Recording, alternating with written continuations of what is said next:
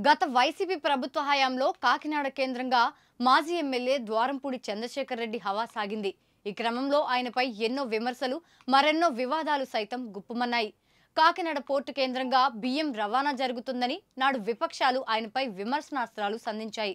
అంతేకాదు, ద్వారంపూడి తన నోటితో వివాదాలకు మరింత కేంద్ర బిందువయ్యారు.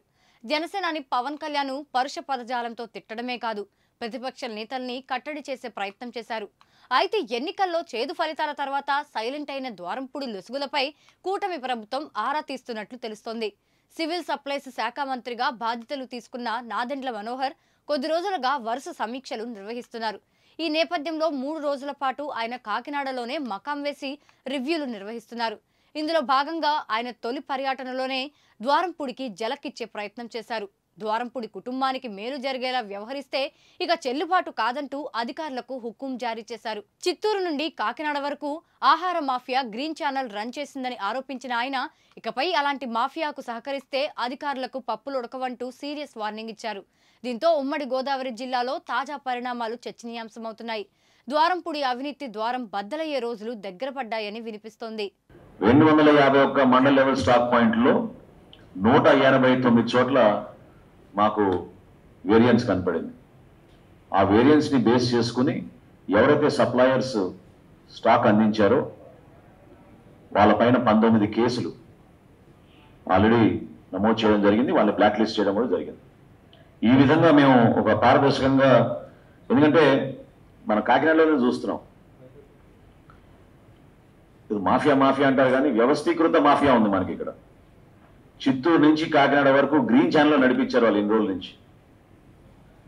ఎక్కడ చూసినా లారీలు విపరీతంగా ఇక్కడికి వచ్చి కాకినాడ పోర్టుని ఒక అడ్డాగా మార్చుకుని ఒక కుటుంబానికి లబ్ధి జరిగే విధంగా రాష్ట్ర వ్యాప్తంగా దోపిడీ జరిగిపోయింది.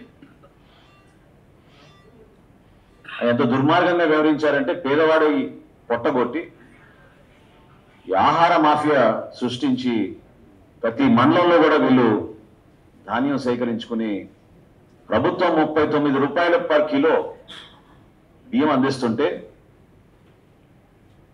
7 రూపాయలకి, 8 రూపాయలకి, 10 రూపాయలకి వీళ్ళు కిలో కొనేసి ఎక్స్పోర్ట్ చేసుకుని వేల కోట్ల రూపాయలు సంపాదించారు. ఉదయం నుంచి క్షేత్రస్థాయిలో అనేక ప్రాంతాల్లో సిబ్బంది ఏర్పాటు చేసి, టీమ్స్ ఏర్పాటు చేసి 10 చోట్ల దాడులు జరుగుతున్నాయి. ఇది కొనసాగుతాయి. ఆ మార్పు తీసుకొచ్చే వరకు ఖచ్చితంగా క్షేత్రస్థాయిలో ప్రతి ఒక్కరూ ప్రభుత్వ విధానానికి అనుగుణంగా పారదర్శకంగా, నిజాయితీగా పనిచేస్తేనే వీళ్ళు వ్యవస్థలో ఉంటారు. అది ఎవరైనా ఉండొచ్చు. అధికార యంత్రాంగం కూడా వీళ్ళకి సహకరించింది గతంలో, ఇప్పుడు జరగదు.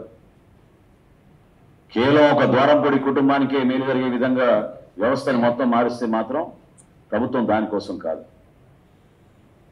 అంతిమంగా రైతుకు లబ్ధి కలగాలి, వినియోగదారుడికి నిజాయితీగా మేము చేసే సరఫరా భరోసా కల్పించాలి. దీంట్లో ఎక్కడ కూడా కాంప్రమైజ్ ఉండదు. 100కి 100% మేము తీసుకోవాల్సిన చర్యలు తీసుకుంటాం. వీళ్ళపైన క్రిమినల్ కేసులు రిజిస్టర్ చేస్తాం. ఎవ్వరూ ఇటువంటి అవకతవకలు, పొరపాట్లు చేసినా ఎక్కడ కూడా సహించాం. రైతులకి మేము అందించాల్సిన ధాన్యం కొనుగోలు డబ్బుల విషయంలో నేను ఈరోజు ఒక సమాచారం మాత్రం మీ దృష్టికి తీసుకొస్తాను. సివిల్ సప్లైస్ కార్పొరేషన్ ద్వారా గత ప్రభుత్వం 36,300 కోట్ల రూపాయలు అప్పులు చేశారు. అసలు ఊహించలేము మనం. అన్ని కార్పొరేషన్లో కూడా నంబర్ 1 స్థానాన్ని తీసుకెళ్లారు మేము మమ్మల్ని అప్పుల్లో. 36,300 కోట్ల రూపాయలు అప్పులు చేసి రైతులకు మాత్రం 1,600 కోట్ల రూపాయలు బకాయిలు వదిలేసి వెళ్ళిపోయారు. ఇది వాళ్ళ నిజాయితీ.